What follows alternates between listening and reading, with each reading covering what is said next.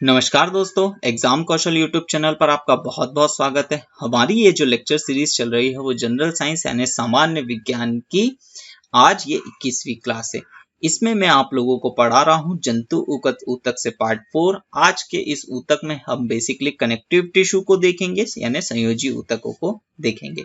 चलिए तो बिना कोई समय गवाए हम आरंभ करते हैं। सबसे पहले संयोजी ऊतक या कनेक्टिव टिश्यू होता क्या है, इसके बारे में हम किस तरह से समझते हैं उसको देखते हैं।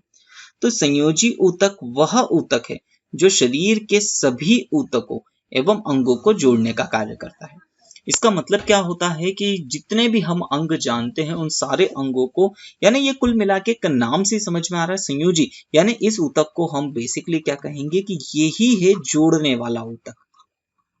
अब जोड़ने वाला ऊतक का मतलब इसको कुछ इस तरीके से समझ सकते हो, जैसे अगर हड्डियां अगर हमने मतलब एक हड्डियां हैं, हड्डियों का ढांचा, और पता चले जैसे ही वो दौड़ने गया तो हाथ अलग हो गए, पैर अलग हो गए। तो इन सारे अंगों को एक दूसरे से कनेक्ट करने के लिए भी तो एक टिश्यू चाहिए। तो वही है हमारा कौन सा संयोजी ऊतक, जिसे जोड़ने वाला ऊतक या कनेक्टिव टिश्यू भी कहते हैं। अब शरीर में यह सबसे अधिक मात्रा में पाया जाता है, सबसे ज्यादा कनेक्टिव टिश्यू ही देखने को मिलता है। अब इसकी उत्पत्ति कहाँ होती है, तो भ्रूण के अंदर मेजोडर्म से होती है। चलिए आगे देखते हैं। संयोजी ऊतकों के कुछ गुण देख लेते हैं हम। इसका पहला गुण क्या है, तो ये ऊतक शरीर के विभिन्न अंगों को जोड़ने का कार्य करता है।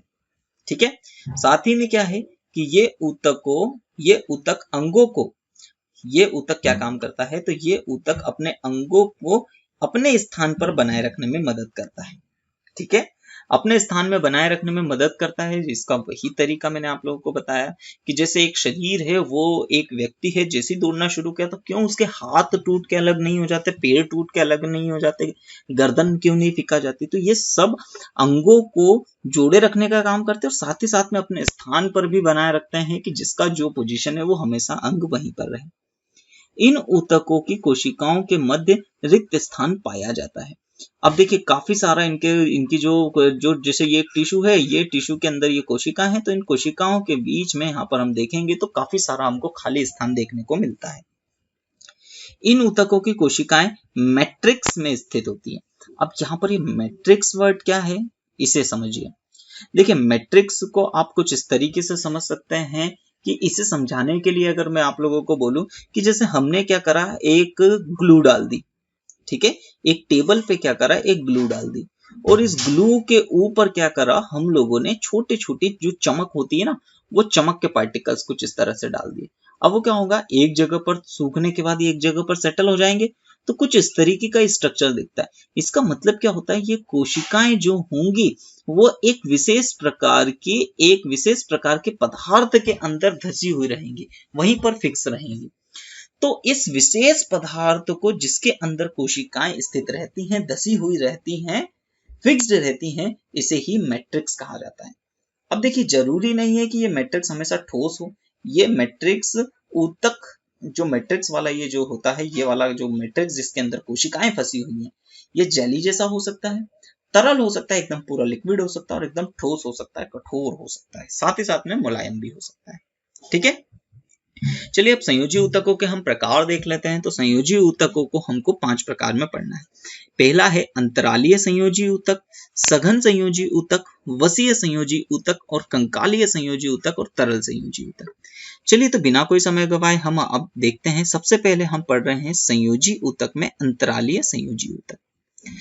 अब अंतरालीय संयोजी ऊतकों को भी हमको दो रूप में पढ़ना है, दो पार्ट होते हैं इसके, ढीले संयोजी ऊतक और दूसरा होता है सघन संयोजी ऊतक, यानी लूज कनेक्टिव टिश्यू और डेंस कनेक्टिव टिश्यू। चलिए अब हम संयोजी ऊतक में किसको देख रहे हैं, तो संयोजी ऊतक के अंतरालीय संयोजी ऊतक में हम पढ़ रहे हैं ढीले यानी लूज कनेक्टिव टिश्यू को। चलिए इसकी संरचना किस तरह से होती है, तो ये आप लोगों को इसकी संरचना टाइप का दिख रहा होगा। इसका मतलब क्या है, इसका मतलब ये है कि ये देखिए, ये सारा जितना भी आपको ये स्पेस दिख रहा है, ये सब मैट्रिक्स है, और ये छोटे छोटे ये बाल जैसी संरचना दिख रही है, ये छोटी छोटी ये बिल्कुल पतले पतले धागे नुमा, ये मैट्रिक्स है। ठीक है, और इस मैट्रिक्स का तो ये मैट्रिक्स बड़ा, और इनके अंदर ये जो है ये सब कोशिकाएं, और ये जो लंबे लंबे ये दिख रहे हैं ना, ये सब ऊतक है। ये ऊतक इस मैट्रिक्स के अंदर कुछ इस तरह से फंसे हुए रहते हैं।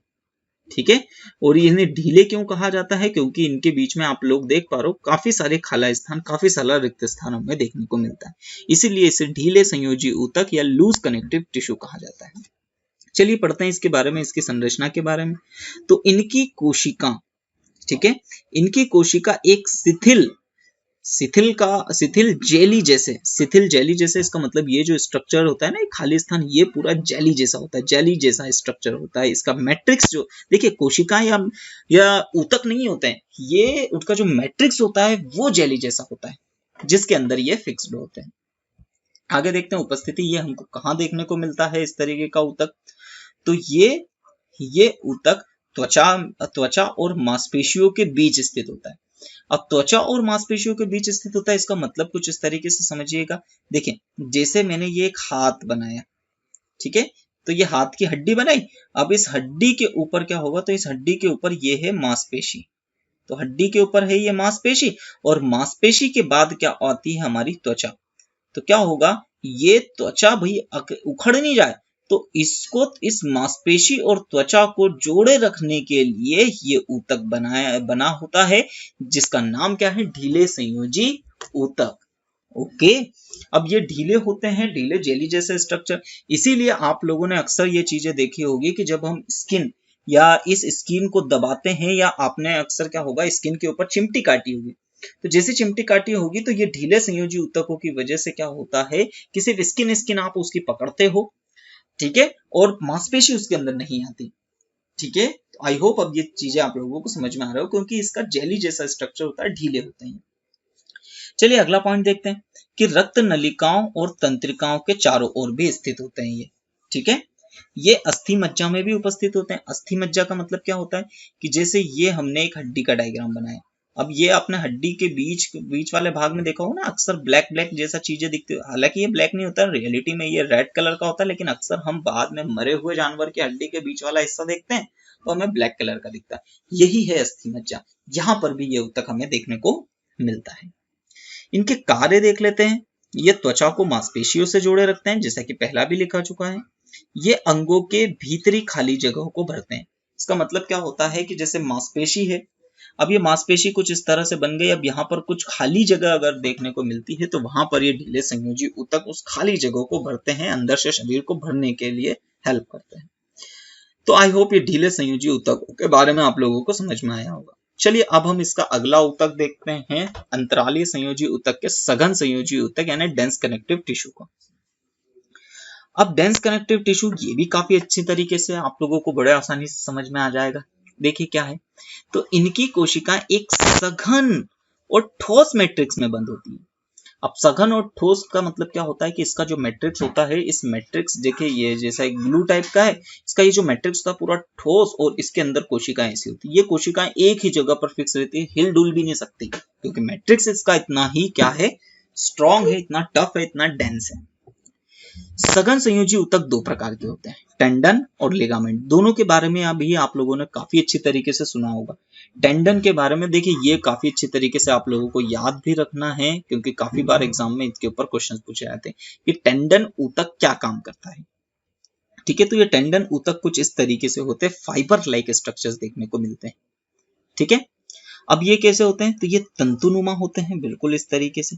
इनकी क्षमता बड़ी उच्च होती है, बड़े उच्च क्वालिटी के होते हैं। इनमें सीमित लचीलापन पाया जाता है। देखिए अब देखिए, क्षमता तो बहुत अच्छी है, लेकिन इनका लचीलापन कैसा होता है, ज्यादा नहीं होता है, ठीक है, बहुत ज्यादा लचीलापन नहीं होता है इनमें। ये हड्डियों को मांसपेशियों से जोड़ने का काम करता है। अब ये तो आप लोगों को ये जो लास्ट पॉइंट है, ये फोर्थ पॉइंट है, ये आपको मरते दम तक नहीं भूलना है। क्यों नहीं भूलना है? क्योंकि काफी बार एग्जाम में क्वेश्चन पूछा जाता है कि टेंडन टिश्यू, टेंडन ऊतक क्या काम करता है। तो टेंडन ऊतक हड्डियों को मांसपेशियों से जोड़ने का काम करता है। तो हड्डियों को मांसपेशियों से जोड़ने वाले ऊतकों को टेंडन ऊतक कहा जाता है। इसकी क्षमता बड़ी अच्छी होती है, लेकिन इनमें सीमित ही लचीलापन पाया जाता है। अब सीमित लचीलापन पाया जाता है, तो इसी की वजह से एक और प्रॉब्लम होती है। क्या होता है कि अक्सर आपने खिलाड़ियों को देखा होगा, खिलाड़ियां बड़ी तेजी से दौड़ता है, बड़ी तेजी से दौड़ के डाइव लगा के फील्डिंग करता है, उसके बाद उनको चलने फिरने में दिक्कत आ जाती है। तो उसका रीजन यही होता है कि ये क्या होता है कि जब बहुत ज्यादा इनके ऊपर लोड पड़ता है, हड्डियों को, मांसपेशियों के ऊपर बहुत ज्यादा लोड पड़ता है, तो जिसकी वजह से ये टेंडन टिश्यू उखड़ जाते हैं, हड्डियों से उखड़ जाते हैं। अब जैसे ही उखड़ गए तो इसका मतलब क्या होगा कि हड्डियों पे से वो निकल गए हैं। अब हड्डियों पे से निकल गए हैं जिसकी वजह से उन खिलाड़ियों को दर्द होता है और इसे ही क्रैम्प भी कहा जाता है। क्रैम्प ना बोल के मांसपेशियों में जो खिंचाव होता है ना, वो इसी को कहा जाता है। अब इन मांसपेशियों में खिंचाव हो जाता है जिसकी वजह से वो उन्हें अब रेस्ट करना पड़ता है और इनको शरीर स्वयं ठीक कर देता है। आई होप चीजें अब समझ में आई होगी। चलिए अगले चीज, टेंडन के बाद हम अगला देखिए, यहाँ पर फिर से गलती से टेंडन ही टाइप हो गया है। यहाँ पर टेंडन की जगह अब कौन सा हम पढ़ रहे हैं, तो ये है लिगामेंट। ठीक है, तो याद रखिएगा। तो लिगामेंट कुछ इस तरीके से, तो लिगामेंट क्या करता है, दो हड्डियों को हड्डियों से जोड़ने वाला ऊतक है। तो इस ऊतक को यहाँ पर देखिए, ये हड्डी है, दूसरी हड्डी है, इस हड्डी को हड्डी से जोड़ने वाले इस ऊतक को क्या कहा जाता है, ये होता है लिगामेंट। तो हड्डियों को हड्डियों से जोड़ने वाले ऊतक को लिगामेंट कहते हैं। चलिए इनकी क्षमता क्या होता है, थोड़ा बेसिकली इनसे थोड़ी सी कम होती है। ये हड्डियों को हड्डियों से जोड़ता है। ये बात आप लोगों को इंपॉर्टेंट थी, काफी इंपॉर्टेंट है, याद रखनी है कि हड्डियों से हड्डियों को जोड़ने वाले ऊतक को लिगामेंट कहते हैं, जबकि हड्डियों को मांसपेशियों से जोड़ने वाले ऊतकों को टेंडन कहते हैं। ठीक है, याद रखिएगा, ये गलत यहाँ पर टाइप हो गया है, यहाँ पर आप इसे इसकी जगह लिगामेंट याद रखिएगा। चलिए बढ़ते हैं संयोजी ऊतक के अगले प्रकार पे, जिसका नाम है वसीय संयोजी ऊतक, यानी इसे डाइपोज कनेक्टिव टिश्यू भी कहा जाता है। अब ये डाइपोज कनेक्टिव टिश्यू देखिए, दिखने में कुछ इस तरीके से दिखाई देते हैं। इनकी कोशिकाएं कुछ इस तरीके से, इनकी पूरी जो कोशिकाएं होती है वो मुख्यतः किसकी बनी हुई होती है, तो इनकी कोशिकाएं मुख्यतः वशीय अणुओं की बनी हुई होती है। वशीय अणु मतलब इनके अंदर काफी ज्यादा वसा, काफी ज्यादा फैट देखने को मिलता है, फैटी एसिड्स की ये बनी हुई होती है। ठीक है, चलिए इनकी संरचना देखते हैं। तो ये वशीय कोशिकाओं से निर्मित होती है, जैसा कि मैं बता चुका हूं। इनकी कोशिकाएं गोल या अंडाकार होती हैं। चलिए उपस्थिति कहाँ देखने को मिलती है, तो ये हमारी त्वचा के नीचे स्थित, नीचे देखने को मिलती है। अब क्या होता है कि त्वचा के नीचे ही जब ये वशीय संयोजी ऊतक काफी ज्यादा मात्रा में जब इकट्ठे हो जाते हैं, इसके बाद इन्हीं ऊतकों को हम आगे चलकर चर्बी भी कहने लग जाते हैं। ठीक है, और इसी चर्बी की वजह से मोटापा भी हम कहने लग जाते हैं। तो ये सब इसी वशीय संयोजी ऊतकों के कारण होता है। ये आंतरिक अंगों के मध्य में भी पाए जाते हैं। चलिए इनके कार्य, तो ये अंगों को बाहरी आघात से बचाते हैं। ऑब्वियस सी बात है, अब समझ में आ रहा होगा कि जैसे ये स्किन के नीचे ये काफी मोटी परत चर्बी की इकट्ठी हो गई, तो ये एक तरीके से शॉक एब्जॉर्बर का काम करती है, आपको चोट लगने से बचाती है। वसा का संचय करती है, ऑब्वियस सी बात है, नाम से समझ में आ रहा है, वशीय अणु। ठीक है, वसा का संचय करती है। साथ ही साथ में ये ऊष्मा रोधन का कार्य करती है। अब ऊष्मा रोधन का मतलब क्या होता है, तो शरीर की गर्मी को ये बाहर निकलने से रोकती है, शरीर के अंदर ही रखती है। साथ ही साथ में बाहर की ठंड को भी शरीर के अंदर जाने से रोकती है। इसका मतलब ये हम बोल सकते हैं कि ये कुदरती स्वेटर के जैसे काम करती है। इसीलिए अक्सर आपने देखा होगा जी, मोटे लोग होते हैं, मोटे व्यक्ति होते हैं, उनको पतले व्यक्तियों की अपेक्षा कम ठंड लगती है। तो उसका रीजन यही वशीय संयोजी ऊतक या उनके त्वचा के नीचे पाई जाने वाली चर्बी की परत होती है। ये ताप नियंत्रण का भी कार्य करते हैं, ऑब्वियस सी बात है, जैसा कि मैं आप लोगों को बता चुका हूं। अब हम पढ़ रहे हैं संयोजी ऊतक का अगला पार्ट, जिसका नाम है कंकालीय संयोजी ऊतक यानी स्केलेटल कनेक्टिव टिश्यू। अब ये दो प्रकार के होते हैं, एक है उपास्थि और अस्थि। ठीक है, उपास्थि और अस्थि। अब देखिए, उपास्थि और अस्थि में बस आप इस तरीके से समझते जाइए। ऐसी हड्डी जो कैसी होती है, ऐसी हड्डी जो हमको देखने पर नर्म दिखती है, नर्म महसूस होती है, उपास्थि, और जो एकदम कठोर होती है, एकदम कड़क होती है, उसे हम अस्थि कहेंगे। ये सिंपल से समझिए, फिर आगे जाके और डिटेलिंग में समझिएगा। चलिए, तो हम सबसे पहले उपास्थि यानी कार्टिलेजस बोन को पढ़ते हैं। तो कार्टिलेजस बोन जनरली ये कहाँ पाई जाती है, तो ये दो हड्डियां, ये आप लोग देख पा रहे हो कि ये है अस्थि। ठीक है, मतलब अस्थि का मतलब क्या है कि दो कड़क हड्डी। अब इन दो कड़क हड्डियों को जोड़ते समय इनके बीच में ये वाला स्ट्रक्चर आप लोगों को दिख रहा होगा, ये ब्लू कलर का, यही है उपास्थि। और उपास्थि ये क्या काम करती है, तो ये इन दोनों को जोड़ने का काम करती है। ये थोड़ा सा नर्म होती है, इसी वजह से क्या होता है कि जब कोई इंसान चलता है, दौड़ता है, तो दौड़ने के बाद ये दो हड्डियों को एक दूसरे से, कड़क हड्डियां जो होती है उनको टकराने से बचाती है, क्योंकि बीच का नरम हिस्सा है ये शॉक अब्जॉर्वर का काम करता है। आई होप ये चीजें समझ में आएगी। साथ ही साथ में इसी से जो हमारी नाक की हड्डी होती है, मुड़ने वाली कान की जो हड्डी होती है, कैसे इस तरीके से बड़े आराम से मुड़ जाती है बिना टूटे, तो ये सब इसी उपास्थि कार्टिलेज की बनी हुई होती है। चलिए इनकी संरचना देख लेते हैं। तो इनकी कोशिकाओं के मध्य बहुत सी खाली स्थान पाया जाता है, बहुत सा खाली जगह। इसी वजह से क्या होता है, ये शॉक अब्जॉर्वर की तरह काम करता है। इनका मैट्रिक्स प्रोटीन और शर्करा का बना होता है। इनका मैट्रिक्स कुछ हद तक लचीला होता है। ठीक है, लचीला मतलब ये काफी ज्यादा मतलब लचीला होने का मतलब आप लोग अब समझ पा रहे होंगे कि स्प्रिंग के जैसे काम करता है। ठीक है, उपास्थि बहुत ही लचीली होती है। ओके, चलिए उपस्थिति, तो ये कहाँ, कान में हमको देखने को मिले, नाक में, ट्रैकिया में आदि में ये हमको देखने को मिलती है। ये हड्डियों के जोड़ों पर भी देखने को मिलती है, और जिससे हड्डियों के जो जोड़ होते हैं वो चिकने भी बने रहते हैं, ताकि हड्डियों के बीच में घर्षण को कम से कम किया जा सके। कार्य इनके देख लेते हैं। तो ये शरीर के विभिन्न अंगों को संयोग एवं लचीलापन प्रदान करते हैं। ठीक है, आई होप अब ये सारी चीजें आप लोगों को काफी अच्छी तरीके से समझ में आई होंगी। अब संयोजी ऊतक का, कंकालीय संयोजी ऊतक में हम देख रहे हैं अब किसको, अस्थि यानी बोन्स के बारे में। तो संरचना ये बहुत ही मजबूत होती हैं, इनमें कोई लचीलापन नहीं होता। हड्डियों की कोशिकाएं एक कठोर मैट्रिक्स में धसी हुई होती है। अब सीधी सी बात है, हड्डियों की बात कर रहे हैं तो उसका मैट्रिक्स, जो व्हाइट वाला मैट्रिक्स होता है ना, ये हड्डियां, ये काफी कठोर होता है और इसके बीच में कोशिकाएं फंसी हुई रहती है।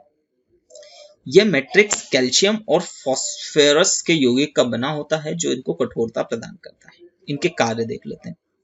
ये शरीर को आकृति प्रदान करता है। ठीक है, हड्डियों की ही वजह से हमारे शरीर की आकृति एक निश्चित आकृति रहती है। यह शरीर के विभिन्न अंगों जैसे मस्तिष्क, हृदय, फेफड़े आदि को सुरक्षा प्रदान करने का भी काम करता है। अस्थि या संयोजी या कंकालीय संयोजी ऊतक। चलिए अब संयोजी ऊतक में हम देख रहे हैं तरल संयोजी ऊतक, जिसके दो प्रकार हैं। दो प्रकार कौन कौन से हैं, एक है रक्त और दूसरा है लसिका, यानी ब्लड और लिम्फ के बारे में हम देखते हैं। चलिए तो सबसे पहले हम ब्लड के बारे में देखते हैं। तो संरचना, अब ब्लड की किस तरीके से संरचना होती है, तो ये कोशिका एक तरल संयोजी ऊतक है। इनकी कोशिकाएं जो होती है एक तरल मैट्रिक्स में उपस्थित होती है, जिसे प्लाज्मा कहा जाता है। ठीक है, इसका मतलब ये चीजों को समझिएगा कि जैसे अगर मैं एक बीकर में अगर ब्लड ले लूं, तो इसका मतलब क्या है कि यहाँ पर ये मान लेते हैं कि ये पानी जैसी एक संरचना है। ठीक है, और इसके अंदर ये कोशिकाएं घूमती है। तो ये जो पानी जैसा जो स्ट्रक्चर जो शुरुआत में हमने डाला था, यही वो है मैट्रिक्स, और इसी मैट्रिक्स का नाम हमने रखा है प्लाज्मा। ठीक है, अब इनके अंदर तीन प्रकार की कोशिकाएं होती है। आरबीसी, ये जो कोशिकाएं मैंने बनाई तीन प्रकार के, आरबीसी, डब्ल्यूबीसी और प्लेटलेट्स। प्लाज्मा में प्रोटीन होता है, लवण होता है और हार्मोन स्थित होते हैं। ठीक है, देखिए इनके कार्य, तो कार्य के लिए तो रक्त क्या काम करता है, तो रक्त शरीर में बहते हुए गैसों, पचे हुए भोज्य पदार्थों, हार्मोन्स तथा व्यर्थ पदार्थों का विनिमय करता है। ठीक है, तो गैसीय मतलब क्या होता है कि हर एक कोशिकाओं तक ऑक्सीजन गैस पहुंचाने का काम करता है, हर एक कोशिकाओं तक भोज्य पदार्थ पहुंचाने का काम करता है, विभिन्न अंगों में हार्मोन्स पहुंचाने का काम करता है, साथ ही साथ में व्यर्थ पदार्थों को कोशिका से किडनी तक पहुंचाता है, ताकि किडनी उसे छानकर बाहर निकाल सके। ये शरीर का ताप भी नियंत्रित करता है। साथ ही साथ में रक्त को और आगे हम लोग रक्त के बारे में देखिए, रक्त के बारे में छोटा सा टॉपिक नहीं है, यहाँ पर मैंने बड़ा थोड़ा सा शॉर्ट में निपटा दिया है। तो रक्त के लिए एक लेक्चर यहाँ पर पूरा स्पेशली बनेगा, एक नहीं जनरली दो लेक्चर्स बनेंगे रक्त के ऊपर, क्योंकि ये काफी बड़ा और काफी महत्वपूर्ण हिस्सा है। ठीक है, काफी क्वेश्चंस पूछे जाते हैं यहाँ से। अब हम लसिका को देख लेते हैं। तो लसिका क्या है, तो यह एक रंगहीन तरल संयोजी ऊतक है। ठीक है, इसमें आरबीसी और रक्त प्रोटीन की अनुपस्थिति होती है। ठीक है, देखिए लसिका के बारे में भी जब मैं आप लोगों को ब्लड पढ़ाऊंगा, वहां पर और ज्यादा जितनी भी जानकारी होगी और ज्यादा जानकारी वहां पर हम लोग देंगे। अभी यहाँ पर सिर्फ ऊतकों से रिलेटेड इतनी ही टर्म जानना आप लोगों के लिए आवश्यक। अब तंत्रीय ऊतक नर्वस टिश्यू, तो यहाँ पर भी इसके बारे में मैं आप लोगों को एक विशेष बात कहना चाहूंगा, क्या कि इस ऊतक और तंत्रिका की संरचना को हम नर्वस सिस्टम में की क्लास में पढ़ेंगे। ये बात है कि देखिए यहाँ पर क्या है कि बहुत सारी चीजें यहाँ पर हमको इसके बारे में पढ़ना है। तो जब मैं आप लोगों को नर्वस सिस्टम पढ़ाऊंगा, वहीं पर इसकी ऊतक किस तरीके से होता है, इसकी कोशिकाएं क्या होती है, कोशिकाओं के किस भाग को क्या कहा जाता है, लाइमन शीथ किसे कहा जाता है, डेंड्रोइट्स किसे कहा जाता है, डोपामाइन क्या है, साथ ही साथ में मस्तिष्क के अध्ययन को हम नर्वस सिस्टम की क्लास में पढ़ेंगे। वहां पर इस सारे लेक्चर को कंप्लीट कर लेंगे। तो यहाँ तक की क्लास में अगर हम बात कर रहे हैं तो हम लोगों ने बोल सकते हैं कि जंतु ऊतक को करीब करीब कंप्लीट कर लिया है। बाकी के जो बचे हुए हिस्से हैं, जैसे रक्त के बारे में, लसिका के बारे में और तंत्रिका के बारे में, तो इनके लिए तो अलग से एक लेक्चर्स बनाने ही पड़ेंगे, मुझे अलग से लेक्चर्स बनाने ही पड़ेंगे। तो वहां पर हमको इन्हें को और डिटेलिंग में समझेंगे। चलिए, तो अगर आप लोगों को वीडियो पसंद आ रहा है तो वीडियो को लाइक कीजिए। अभी तक चैनल को सब्सक्राइब नहीं किया है तो चैनल को सब्सक्राइब कीजिए। बेल आइकॉन को जरूर प्रेस कीजिए ताकि जो भी वीडियो हमारे द्वारा डाला जाए उसका नोटिफिकेशन सबसे पहले आप लोगों तक पहुंच सके। चलिए, तो आज की क्लास हम यहीं समाप्त करते हैं। धन्यवाद।